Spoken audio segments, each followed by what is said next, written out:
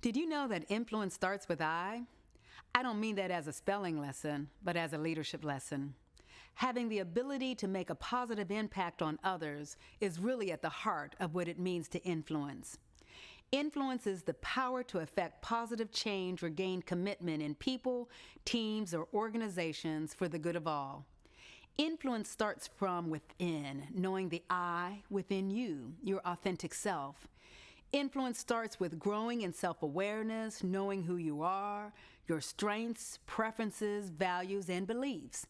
Influence entails leading from an inner place of conviction about your purpose and belief about the potential of the people around you in order to effect change for the greater good.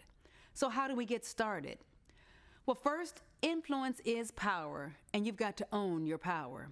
Your abilities, your voice, your experiences, your role in the organization, your relationships, those are all sources of power. Own them and use them. Influence is also, though, the positive use of power. Use your power to shape ideas, mindsets, and behavior of people and teams, and to the betterment of the organizations and institutions in which you work or serve. As an influencer, you wield power. Remember, it's a power with others, however, and not a power over others. The more you are able to develop power with others, the more influence you will garner. Influence is also about change.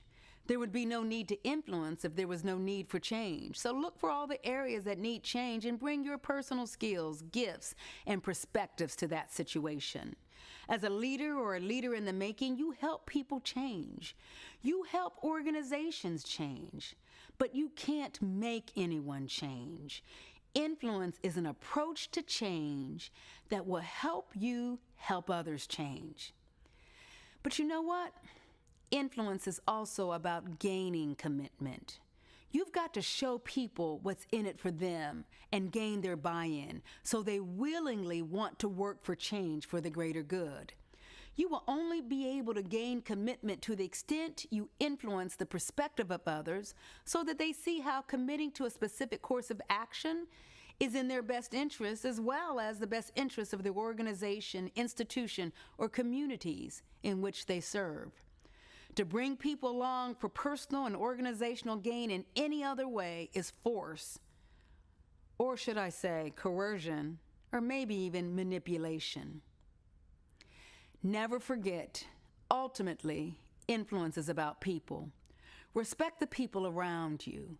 By showing respect for others, you can shape ideas and decisions even when you don't have direct authority to direct or enforce the actions of others.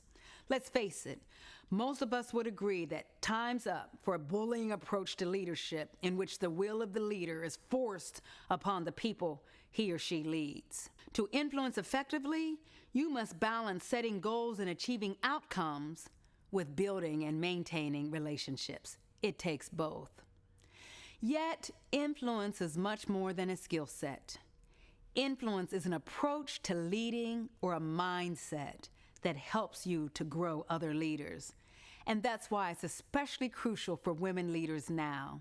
As more and more women enter the organizational life and advance into leadership, the more we must develop and cultivate powerful leadership in women coming up the ranks in order to shape our organizations for the good of all. Remember, influence starts from within. Influence starts with I.